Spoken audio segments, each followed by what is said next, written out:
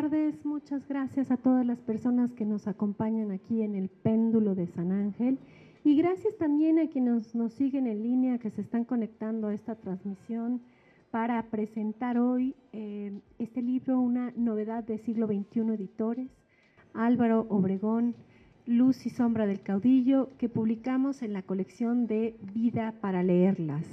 Hoy nos acompaña, por supuesto, el autor, Felipe Ávila, y una colega del autor, historiadora, que se dedica también a la divulgación, Beca Duncan. Y me da mucho gusto estar con estos dos autores que hacen divulgación de a de veras, divulgación bien hecha, pero siempre rigurosa, respetando las fuentes, y eso es lo que tiene este libro. Es un libro muy bien trabajado, con investigación de fuentes primarias, secundarias, más bien más, que ese es un extra, muy bien escrito, muy claro. Hablábamos hace un rato que algunos reporteros dicen que es un libro de texto. Yo decía, ¿cómo un libro de texto? Si es una biografía, realmente aquí van a encontrar la vida justamente de Álvaro Obregón. Y nos comentaban que era justo que lo decían porque está bien escrito, es un texto accesible a todo público. Pero bueno, para hablar hoy de esto, invitamos a Beca para que tenga pues la charla con nuestro autor, con Felipe Ávila. Voy a pasarle el micrófono a Beca, falta por ahí otro micrófono, pero pues si no ahorita se lo turnan, ¿no? Y luego ya me lo pasan a mí, si ya no quiere que hable. Ya está. Entonces, paso el micrófono a Beca y a Felipe para empezar a charlar, y después, ya que somos poquitos, que es casi íntimo, hasta podríamos abrir para una ronda de preguntas. Muchas gracias por acompañarnos, les dejo el micrófono. Gracias a ti, Paola. Pues gracias también, Felipe, por invitarme a comentar este libro que tengo que decir que a mí me atrapó de una manera increíble. O sea, me lo leí casi en una sentada, me lo leí en un fin de semana porque me pareció realmente esto que dicen, ¿no? Es muy cierto, muy bien escrito, de pronto casi narrativo, ¿no? De pronto sientes que te estás como metiendo como en una novela. Y eso me pareció fantástico porque creo que es precisamente un gran libro de divulgación. O sea, es un libro que es completamente asequible para cualquier público, pero que además creo que intenta de una manera muy interesante no solo contextualizar al personaje y entenderlo en su dimensión y en su momento, sino contextualizar también el momento histórico que le tocó. Y creo que eso también es una maravilla, porque entonces no solo es una historia de Álvaro Obregón, es una historia de la revolución, como decíamos, vista a través de los ojos de Álvaro Obregón, ¿no? Y creo que eso también es muy interesante, porque creo que te da una perspectiva mucho más amplia a la que de pronto tenemos. A mí además me gustan mucho las biografías, porque a veces siento que logras casi como trazar las obsesiones, las preocupaciones de los personajes, y aquí creo que también eso estaba muy presente. Felipe no deja de recordarnos cosas de la vida del personaje antes de ser el presidente o antes de ser el general, de recordarnos que era un hombre salido del México rural, de recordarnos que era un pequeño empresario en su propia dimensión, que provenía de una familia numerosa donde había maestras rurales, que eso me pareció también algo que yo desconocía completamente a Álvaro Obregón, y de pronto me cayó el 20 como de, claro, la reforma educativa y Vasconcelos y la CEP, ahora todo tiene sentido, ¿no? O sea, como que de pronto también la biografía te permite eso, como hacer como una genealogía de las preocupaciones más íntimas de estos personajes y cómo se vio eso reflejado en los procesos históricos en los que participaron. Creo que también hay que reconocer que, a pesar de ser un libro de divulgación, es un muy buen libro de divulgación precisamente por eso, porque tiene un gran rigor. Lo minucioso que es Felipe en su trabajo de investigación también me sorprendió. O sea, había momentos donde yo decía, es que literalmente creo que estoy leyendo cada día de la vida de Obregón. O sea, es una cosa maravillosa, como creo que también eso ayuda a la manera en la que está escrita, que sí sientes que estás siguiendo al personaje en su día a día, en las batallas, en las luchas, en cada momento de su presidencia, en cada momento de su vida casi. Sientes que Felipe era como el que estaba escondido abajo de la mesa viendo todo lo que estaba haciendo Álvaro Obregón, porque de verdad es fascinante la manera en la que en la que de una manera muy detallada logra contar todos los momentos de su vida. Algo que también destacaría es la manera en la que también trabajas la relación con otros, ¿no? Que de pronto justo no te enfocas nada más en el personaje, sino que también nos ayudas a entender, exacto, su relación con Carranza, cosas muy interesantes ahí. Desde luego su relación con Calles, con De la Huerta, los más cercanos a él.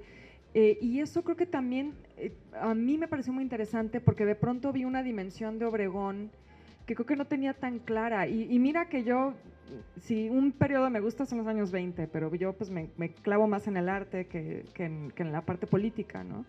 Pero de pronto descubrir un personaje que era un gran negociador, era algo que yo como que nunca había realmente reparado en eso, ¿no? Entenderlo como, pues como un político muy hábil, muy estratégico, un gran militar, algo que también destacas mucho, su importancia como militar, pero esta parte de también el saber decir qué, cuándo, cómo, de qué manera, a quién, para ir un poco como jugando sus fichas en el tablero de ajedrez, diplomático también de pronto, porque ahondas mucho en el tema del reconocimiento de su presidencia por parte de los Estados Unidos. Entonces también entender a Obregón en esa, pues como en ese cariz internacional, diplomático, también creo que fue para mí un hallazgo sorprendente.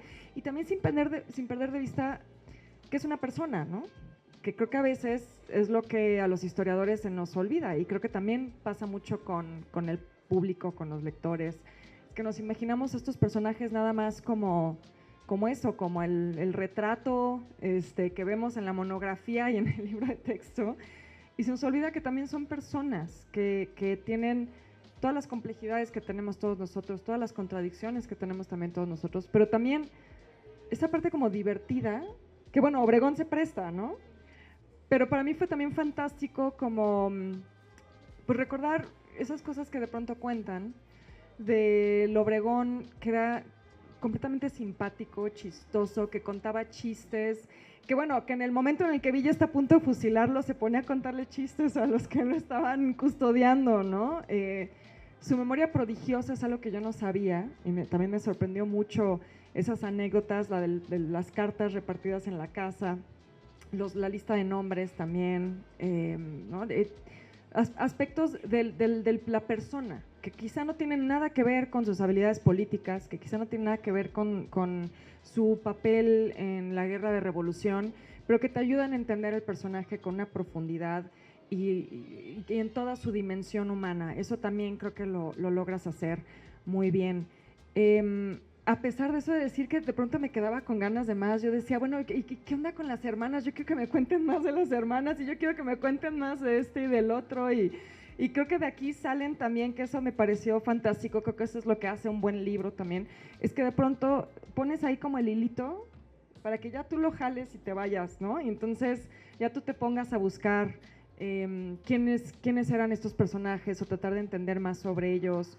O sea, siento que es un libro que también abre ahí un montón de líneas de investigación, de temas por explorar, que también me pareció una cosa fantástica. Y también he de decir que creo que me convenciste a cambiarme de bando, porque yo siempre he sido más callista, más team Calles. Calles siempre ha sido de mis personajes favoritos, y de pronto digo, creo que me voy a cambiar de bando a Obregón. Creo que ahora me toca clavarme más en Obregón, y me cayó muy bien. He de decir que después de leer el libro dije, creo que me cae mejor que Calles, que era mi gallo. Pero pues en general creo que es un libro pues muy bien logrado en todos los aspectos. Es un gran libro de historia, y sí, un poco como decían, un libro de texto en el sentido de, pues un libro que es asequible, que es fácil de leer, un libro que creo que puede ayudar a que cualquier lector pueda entender mejor este periodo y este personaje que tú incluso lo mencionas, ¿no? Siempre que pensamos en la revolución, hablamos de Zapata, hablamos de Villa, quizá Carranza, Madero, desde luego, y Obregón queda de pronto a veces como un poco en los márgenes, cuando lo que tú nos muestras es que realmente él es el que sienta las bases del México posrevolucionario, ¿no? Él es el que también le da como toda su forma al pensamiento posrevolucionario, y de pronto eso lo perdemos de vista y nos concentramos más en los personajes que no sé, quizá es porque son un poco más heroicos, son un poco más aventureros, nos resultan más carismáticos, más interesantes, más novelescos, y entonces olvidamos a Obregón,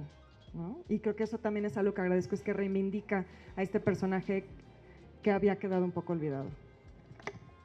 Es una buena pregunta para empezar la charla y, por supuesto, luego darle el micrófono al autor, que es a quien queremos escuchar también, pero ¿por qué Obregón no es tan popular como Villa o como Zapata, siendo además que es el único general invicto, el gran estratega que le gana a Villa, ¿no? El único que logra ganarle, y tú mismo dices, bueno, yo mismo como autor había visto la revolución a través de los ojos de Zapata, de Carranza, y no de Obregón. También para ti, ¿no? Es casi un descubrimiento. ¿Por qué Obregón no es tan popular? Bueno, pues agradezco a todos quienes están aquí presentes acompañándonos, a quienes nos ven desde las redes sociales. Agradezco muchísimo los comentarios generosos, amables de mi compañera amiga de hace algunos meses, a la organizadora de esta presentación y la editora del libro en siglo XXI.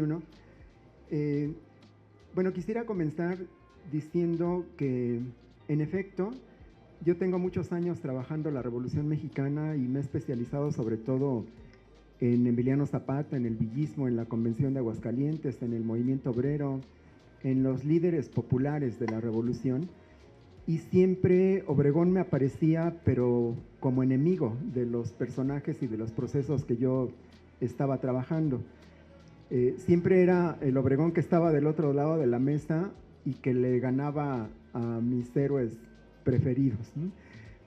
Y justamente por eso me entró la necesidad de entender por qué Obregón le había ganado a Villa y por qué le había ganado a Zapata, y por qué el Estado que surge de la Revolución Mexicana no es el Estado ni de Villa, ni de Zapata, ni de Madero, sino el Estado que construyen los verdaderos ganadores de la Revolución, que es precisamente la dinastía sonorense. Son Obregón, Calles, de la Huerta, los constructores del Estado mexicano posrevolucionario, y para mí era muy importante explicarme por qué es lo que habían hecho que les había permitido ganar la revolución y construir el Estado que en buena medida todavía hoy permanece más de 100 años después. Es un Estado que ha sido muy exitoso, el Estado más longevo del siglo XX, más longevo incluso que el Estado soviético o que el Estado de la Revolución Cubana, y un Estado que le dio estabilidad política al país, que permitió que México cambiara su fisonomía, que dejara de ser un país rural y se convirtiera en un país urbano e industrializado, pero sobre todo un país que le había dado una enorme legitimidad al Estado que surge de la Revolución a través de un pacto social entre la corriente triunfadora de la Revolución y las organizaciones populares. Eso es lo que le da una gran legitimidad al Estado posrevolucionario, porque las demandas campesinas, obreras, educativas de los sectores populares fueron incluidas en la nueva Carta Magna y se estableció una alianza política entre los detentadores del nuevo Estado y los representantes de las organizaciones populares, dando pie a un Estado corporativo y clientelar que todavía hoy día sigue gozando de cabal salud, que no ha podido ser desmantelado después de más de 100 años de su surgimiento y que sigue presente en la escena política nacional. Por eso es que me parecía que era importante hacer una biografía de Obregón, y pues sí, traté de meterme en los zapatos de Obregón y de ver las mismas cosas que yo había estudiado desde los ojos de Zapata, de Villa, de Madero, y ponerme del otro lado de la mesa y tratar de ver y de entender lo que estaba pasando a partir de los ojos de Álvaro Obregón y de su círculo más cercano. Y fue un ejercicio fascinante, de verdad, porque es ver el mismo acontecimiento, pero desde otros ojos, desde otra perspectiva.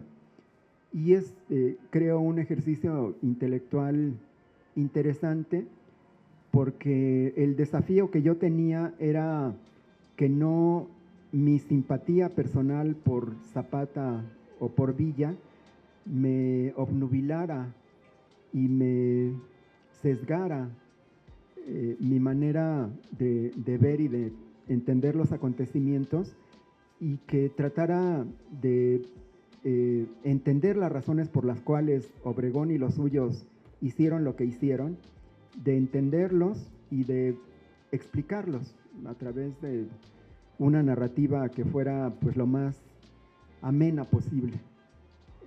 Yo estoy convencido de que se puede hacer historia y buena historia con una buena narrativa, y es algo que creo que es fundamental para que pueda realmente cumplir su propósito de llegar al gran público, no a los expertos, no a los especialistas, no a los colegas de la academia, sino al público en general interesado en conocer un poco más de la historia de México, que se interese y que se conmueva con la historia que tenemos, que es una gran historia. Cada vez estoy más convencido de eso, y creo que el género que mejor se presta para esta labor de divulgación histórica es el de las biografías. Yo creo que agarrando a un personaje, hombre o mujer, contando su vida, toda su trayectoria, y enmarcándole en el contexto en el que se desarrolla y estableciendo los vínculos que hay entre el personaje y el contexto, se puede entender de una mejor manera lo rico que significa la historia, los procesos históricos. Y por eso es que he escrito ya 2 biografías anteriores, la de Emiliano Zapata y la de Venustiano Carranza, y esta es una tercera biografía que me parecía que era muy importante. Y con relación a lo que preguntas, Paola, yo creo que el problema de Obregón es que precisamente lo que lo hace ser un personaje marginal en la historia de México es que está indisolublemente ligado al estado de la posrevolución, que es el estado del partido hegemónico, casi único, el partido que gobernó 70 años a la República, y que en algunos estados, en algunas regiones, pues va a cumplir casi 100 años sin que haya habido relevo en el poder, sin que haya habido alternancia política. Buena parte de toda la crítica, de los reproches, de los reclamos que se le han hecho a ese estado de partido hegemónico, al estado priista, la cultura priista, la ideología priista, pues se lo han endilgado a los fundadores de ese partido hegemónico, y desde luego pues ahí en primerísimo lugar está Plutarco Elías Calles, y eso no hubiera sido posible sin el magnicidio de Obregón. Pero creo que Calles tuvo la virtud de comprender que la crisis política provocada por el asesinato del gran caudillo, la única manera que tenía de resolverse era con una fuga hacia adelante, tratando de superar, como él lo dijo en su célebre discurso, la era de los caudillos para entrar a la era de las instituciones. Pero creo que esa acta de nacimiento del PNR, PRM, PRI, está muy ligada a Calles, y también de manera no tan directa, pero no por ello menos importante, a la figura de Álvaro Obregón. Y creo que eso es un pecado original del que no se han podido desprender, porque creo que la cultura política mexicana que se ha opuesto al régimen de partido de Estado desde el 68 y en los 70s, en los 80s, y que finalmente logró la alternancia en el 2000 y la presidencia de la República en el 2018 por un movimiento de izquierda, ve a ese Estado contra el que ha estado combatiendo desde hace 50 años como el gran enemigo.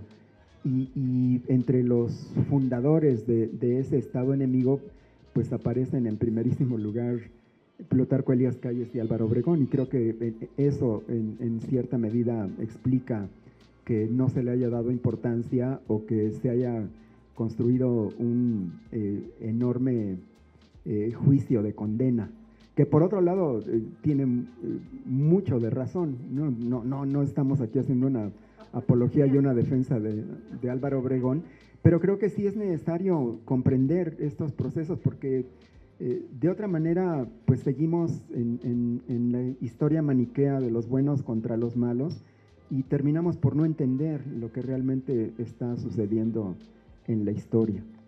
A mí eso me gusta mucho del título, que es realmente luz y sombras del caudillo, porque bien decía, o sea, Beca, que Felipe nos hace el retrato completo, o sea, nos hace el Obregón carismático, encantador, de gran memoria, que tiene mucho humor, ¿no? Pero pues también el otro lado, ¿no? El militar, el estadista férreo y duro también. Entonces, no sé si ahí quieran un poquito. Sí, bueno, para mí eso fue muy, muy interesante porque creo que, como decía, que a veces pecamos de ver estos personajes como de una manera unidimensional, ¿no? Pero justo encontrar este personaje que además me sorprendió también encontrarlo como tan buen orador y tan buen escritor, ¿no? Como que siento que también era una dimensión de él que él nunca había pensado, pero leyendo sus discursos, sus cartas, todos los testimonios que pones ahí, es muy interesante justo encontrar eso, con que era profundamente carismático y era muy bueno hablando, convenciendo a la gente, pero también ver el otro lado donde pues si tenía que poner de por medio a Calles, su amigo, a De la Huerta, a otro aliado cercano, si tenía que traicionar a alguien, no tenía reparo en hacerlo, ¿no? Porque su meta era muy clara y pues a quien se tenía que echar encima no pasaba nada. Entonces justo eso de las luces y sombras, ¿no? Como decía, un personaje que de pronto decía, ay, qué bien me cae Álvaro Obregón, pero qué cosas horribles hizo también. Era como muy, muy interesante para mí en la lectura. Bueno, yo creo que yo algo tengo con los villanos, ¿verdad? Pues yo ya les dije que yo soy fan de Calles, pero me gusta por eso, me gusta por malo. Pero sí creo que esa parte de mostrarnos los dos lados. A mí también me sorprendió que de pronto me daba la impresión de encontrarlo muy idealista. No sé si a ustedes les pasó lo mismo, pero de pronto cuando yo lo leía, también había cosas que sentía muy actuales, como que su interés en transformar al país, su interés también como por afianzar su proyecto, asegurar su continuidad. No sé, había cosas que me sonaban a veces como, digo, no sé si también porque paso mucho tiempo en Twitter, ¿verdad? Y entonces ya ando con esas ideas continuamente metidas en la cabeza. Pero sí había cosas que a veces me resultaban muy interesantes, como el espejearlas con el presente. Y también esa declaración que es muy fuerte, ¿no? De cómo él quería el poder, ¿no? Esa confesión que hace, digo, lo tengo por aquí marcado en mis 800 hojitas dobladas de la esquina superior, como le dice De la Huerta que sí, que él quiere el poder y él quiere asegurar su continuidad en el poder. Justo esto que hablábamos de las luces y sombras también me pareció como muy, muy sorprendente encontrar ese lado de él. Y bueno, también creo que es un personaje que pues finalmente está marcado por su propio asesinato, ¿no? También creo que es un personaje que no puedes pensar sin ese episodio, que pues todos sabemos en qué terminó. Me parecía interesante cómo hablabas también del magnicidio como un hecho pues como fundamental en la manera en la que se narra su historia. Uno pensaría que quizá eso lo martirizó de algún modo, ¿no? No sé, pero al final creo que sí sigue quedando muy en los márgenes, a diferencia de Zapata y Villa, quienes pues su asesinato, vaya que sí los convirtió como en mártires, ¿no? Pues de esto que comentas, Beca, yo creo que lo fascinante de leer una vida como la de Obregón es que uno observa lo descarnado que es la lucha por el poder, lo brutal, porque Obregón yo creo que es el Highlander mexicano, es el que mató a todos, se quedó como el único sobreviviente y cayó a manos de un asesino solitario, porque también él lo tenía muy claro, que en el momento en que alguien estuviera dispuesto a cambiar su vida por la suya, en ese momento lo iban a matar. Y fue lo que ocurrió. Pero es que a Obregón, cuando uno lo ve, un personaje común del medio rural del noroeste mexicano, que de no haber sido por la revolución nadie lo conocería, nadie sabría de su existencia fuera de su círculo familiar y de amistades más cercano.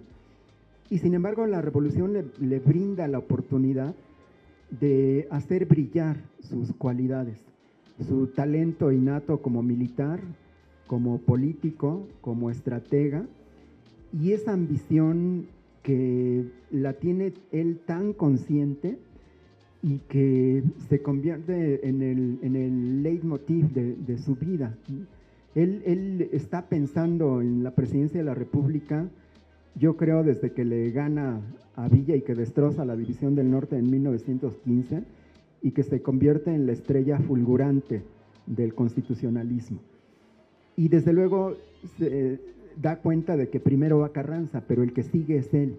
Y eso lo tiene muy claro y creo que lo juega con una gran maestría, hasta que se da cuenta de que don Venustiano no le va a permitir llegar a la presidencia y que en ese tour de force, pues Obregón se da cuenta de que lo tiene que eliminar, porque ya es el último obstáculo que se interpone para que cumpla su sueño de ser presidente de la República. Y creo que a partir de que se sienta en la silla presidencial, también Obregón se transforma, se convierte en un estadista que hace o permite que se hagan cosas fundamentales para lo que va a ser el México de la posrevolución, con la gran obra educativa de Vasconcelos, con el muralismo, con la novela de la revolución, pero sobre todo con esa nueva identidad que se construye en los 20s, de lo que va a ser el México de la posrevolución, y que es un México que en buena medida seguimos llevando en el imaginario colectivo, en la cultura y en la forma de ser que tenemos todavía hoy. Y estar en el poder y tratar de conservarlo, creo que exacerba su lado violento y se va convirtiendo en un ser despiadado, en un ser que no perdona a sus enemigos, porque muchos de los que fueron sus compañeros de armas y sin los cuales no habría podido tener la carrera meteórica que tuvo, cuando se vuelven sus enemigos y los derrota, ya derrotados, los asesina. Y no era necesario que los matara. Creo que tengo un párrafo ahí en donde digo que en esos momentos para Obregón el mejor enemigo es el enemigo muerto. No puede tolerar a alguien vivo que le esté disputando el poder, y eso lo hace con Francisco Serrano, que quizá era la persona más cercana a él, el compañero de toda la vida, de parrandas, de juergas, su confidente, su secretario, era como un hermano para Obregón, y lo reta y le advierte que en esa batalla no pueden quedar los dos vivos, ¿no? Y es brutal la manera en que se deshace de Francisco Serrano. Y eso me parece que ilustra lo que es la disputa por el poder en una revolución, en el grupo que triunfa, porque es Urano devorando a sus hijos. La revolución se come a todos sus hijos. Es lo que ha pasado en todas las revoluciones y en México no podía ser la excepción. Y Obregón es el que acaba con todos. Pero es que esa es la lógica que hay en la disputa por el poder, que es a matar o morir en todas las revoluciones. Y aquí pues él es el triunfador indiscutible, solo que pues no pudo culminar su obra, cayó víctima de un complot de la ultraderecha mexicana en algo que se puede explicar como un crimen de Estado, porque nunca se investigó realmente a fondo. Se encontraron chivos expiatorios, el asesino material, pero en la madre Conchita como asesina material, que realmente era un personaje absolutamente secundario, porque en la muerte de Obregón estuvieron involucrados jerarcas de la Iglesia Católica y de la Liga Defensora de las Libertades Religiosas, y a pesar de tener las pruebas, Calles prefirió darle carpetazo al asunto y llevar la fiesta en paz con la Iglesia Católica, y pues realmente nunca se aclaró quiénes eran los responsables intelectuales de la muerte de Obregón. Pero creo que pues eso es algo de lo importante que tiene la historia, porque igual que tú comentas, Beca, cuando yo lo estaba escribiendo, también este espejeo con el presente es inevitable, ¿no? Y cuando yo veía los discursos de Obregón, que a cada auditorio le decía lo que quería escuchar, y que en realidad tú dices, bueno, pero ¿y cuál es la ideología de Obregón? Pues es que no tenía ideología, porque yo creo que eso es algo que caracteriza a la mayoría de los políticos mexicanos, que son pragmáticos 100%, y que no puedes definirlos con claridad de qué es lo que realmente están defendiendo, en qué es en lo que realmente creen. Ajá. Sí, y es un pragmatismo absoluto, ¿no? Sí, solo iba a decir eso, que pareciera que lo único que defienden es el poder, ¿no? Mantenerse en el poder y simplemente eso. Que bueno, vaya que aquí lo vemos con Obregón. Fíjate que a pesar de eso, como del tema de la ideología, a mí me sorprendió encontrar referencias al socialismo en los discursos y en la propia escritura de Obregón. Nunca me pareció un personaje, o sea, siempre pensamos en Cárdenas como el más cercano al socialismo, ¿no? O a la izquierda, como el más, digamos, de izquierda de los personajes revolucionarios. Pero Obregón pareciera que se identifica plenamente como socialista, y eso me llamó la atención, porque justo siempre lo imaginé, como tú dices, más pragmático, ¿no? Alguien que iba viendo pues cómo se acomodaban las cosas para él quedar bien parado, pero no necesariamente como alguien con esa motivación ideológica. Por eso les digo que de pronto lo leía hasta idealista, Obregón, como de vamos a hacer todo esto, ¿no? Vamos a defender al pueblo y la reforma agraria, y digo, con sus asegúnes y sus variaciones de lo que originalmente se había planteado, pero como con esta idea de que va a llegar a cambiar todo y a revolucionar todo.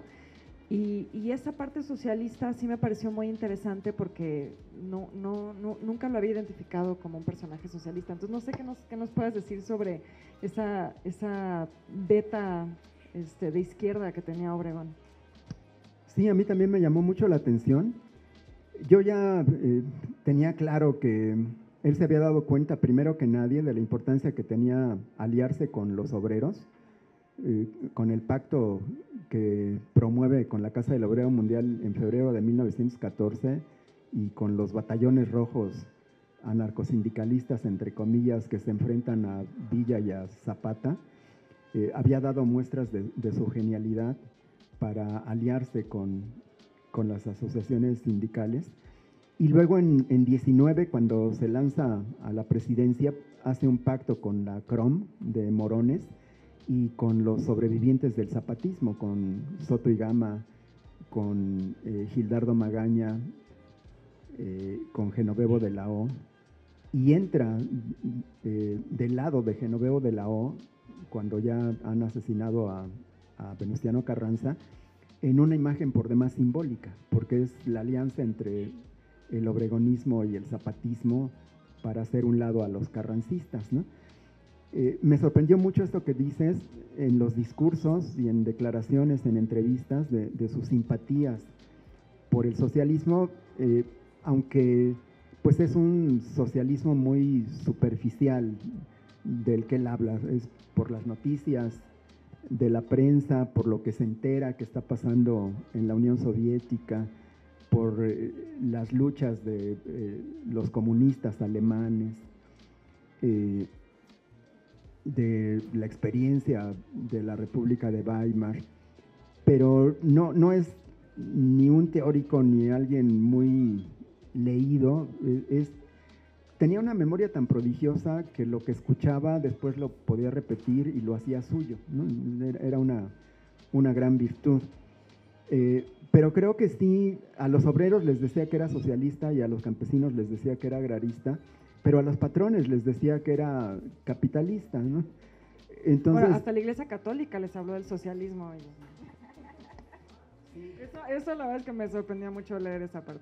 Pero lo que me gustaría también añadir aquí es que con todo y su carisma, con todo y ser el mejor general de la revolución, con su visión estratégica del Estado, con las alianzas que tejió, con las iniciativas educativas y culturales que promovió o que permitió que se desarrollaran, con ese gran poder que tenía como el máximo caudillo de la revolución, muchas de las cosas que quería hacer no las pudo hacer porque el Congreso se convirtió en un obstáculo y la Corte se convirtió en un obstáculo. Y algunos gobernadores tampoco estuvieron de acuerdo en promover sus iniciativas, y eso lo que me muestra es que el Estado mexicano que surge de la revolución es un Estado que no está consolidado, que está apenas en gestación y que es un Estado que va a tardar muchos años en consolidarse, y que es Cárdenas, creo, el que sí logra esa consolidación, pero todos los gobernantes, desde Carranza hasta Calles, tienen muchos problemas porque de verdad no hay un Estado mexicano como tal todavía. Es un Estado en desarrollo, un Estado que se está construyendo y que está ensayando y equivocándose y modificándose con las iniciativas conscientes de todos los que están al frente, pero que es un proceso muy complejo que también hay que entender. Y en ese sentido, entonces, las cosas que sí hizo bien, como, bueno, con Vasconcelos, la Secretaría de Educación, pues también resuenan más, ¿no? ¿Cómo logró hacer eso, consolidar por lo menos ahí? O sea, es esta capacidad que tiene de ver, como dices, no era muy culto, era superficial, pero también veía quién podía, como buen pragmático, quién podía ayudarle o servirle en momentos específicos, ¿no? Sí, yo creo que una de las virtudes de un buen gobernante es hacer un buen equipo de gobierno y darles la posibilidad de que desarrollen sus iniciativas. Y en eso Obregón también, creo que su genialidad estuvo en conformar una gran alianza política que incluía a viejos maderistas, a viejos zapatistas, a viejos anarcosindicalistas, a prácticamente todo el espectro político, excepto los porfiristas, excepto los huertistas y desde luego excepto los carrancistas. Pero quitando estas tres corrientes que sí era inconcebible que después de la revolución tan sangrienta y tan costosa formaran parte del nuevo Estado mexicano, a todas las demás corrientes políticas las invitó y las incluyó. y supo poner en su gabinete a gente muy, muy capaz y dejó que desarrollaran su iniciativa y los apoyó con presupuestos y no se puso a tratar de interferir en sus políticas desde sus respectivas secretarías de Estado. Creo que desde luego Vasconcelos y la gente que estaba detrás de Vasconcelos hicieron una gran hazaña educativa, pero Obregón les dio el presupuesto que necesitaban y los dejó que lo hicieran.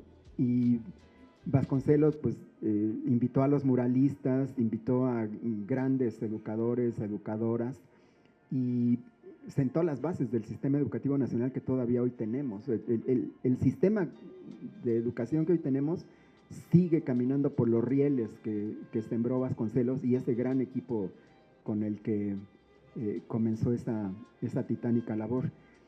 Y eso me parece que es muy importante porque es como tener sentido común y tener la suficiente seguridad personal como para sentir que no les van a hacer sombra, que no se van a convertir en rivales, y si se quieren convertir en rivales, entonces sí, ahí ya el problema es otro, ¿no? Pero ese no era un dilema que le preocupara a Vasconcelos de la gente a la que le había encomendado la Secretaría de Educación, la Secretaría de Comunicaciones. A él le preocupaba la Secretaría de Guerra, la Secretaría de Gobernación y el ejército, los grandes generales victoriosos de la Revolución, y eso siempre los tuvo en la mira y estuvo al tanto de lo que hacían y estuvo preparándose para enfrentarlos porque desde luego que veía venir la rebelión militar y lo que le preocupaba era derrotarla, como en efecto lo hizo. Pero por lo demás yo creo que eso es algo que también debería de aprenderse, de que se tienen que escoger a los mejores hombres y mujeres.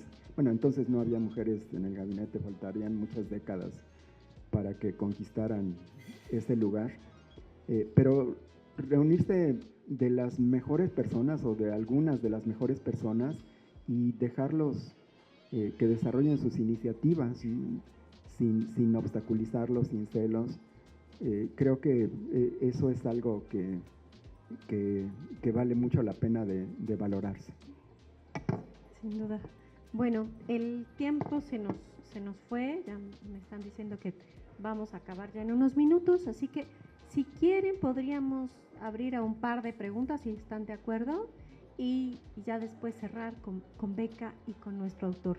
Si alguien tuviera preguntas más que comentarios, con mucho gusto pasamos el micrófono.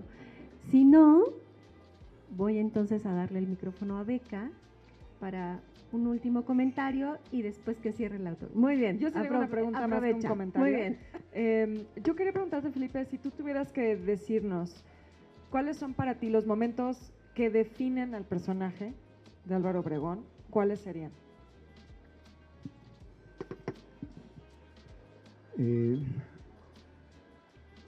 Cuando promueve la Convención de Aguascalientes y que busca darle un golpe de estado a Venustiano Carranza, que es su jefe, y que mueve todas sus fichas y está a punto de que le salga su juego, hasta que se lo deshace la decisión de Emiliano Zapata de vetar a Antonio I. Villarreal como presidente provisional, y que entonces él comprende que toda su jugada maestra se la echa por tierra Zapata y que decide regresar con la cola entre las patas a ponerse a las órdenes de Venustiano Carranza. Creo que es una gran apuesta que pierde estrepitosamente. El gran derrotado en la convención es Álvaro Obregón, y sin embargo tuvo la capacidad de darse cuenta de su error y de rectificar y de someterse a la autoridad de Carranza, y crecer y convertirse entonces sí en el segundo jefe más importante del constitucionalismo. Y creo que la segunda gran decisión es cuando decide ir con todo por la presidencia de la República en 19 y 20, y cuando se da cuenta de que tiene que levantarse en armas contra Venustiano Carranza y eliminarlo para llegar al poder. Creo que esas son dos decisiones que lo marcan, porque estando ya en el poder, pues lo que le preocupa es seguir en el poder. Y si no lo hubieran matado, hubiera sido, yo creo, como Porfirio Díaz, o hasta que la muerte natural se lo hubiera llevado. Pero creo que se hubiera convertido en un dictador de no haber ocurrido su asesinato. Bueno, pues ahora sí, si no quieren algo más que agregar, para cerrar, nada más que agregar, bueno, pues entonces invitarlos a leer Álvaro Obregón, Luz y Sombra del Caudillo, por supuesto que está aquí en la librería, y agradecerles que nos hayan acompañado esta tarde lluviosa de lunes con nosotros, que hayan estado con nosotros. Muchas gracias a quienes lograron llegar, gracias también a quienes nos siguen por la transmisión en línea. Gracias, Felipe, por este libro. Esperamos que sea uno de varios que ya estamos platicando. Gracias también a Beca, que ahí tenemos algunos proyectos. A Beca Duncan, a Felipe Ávila por estar aquí con nosotros hoy. Muchas gracias a ustedes. Buenas noches.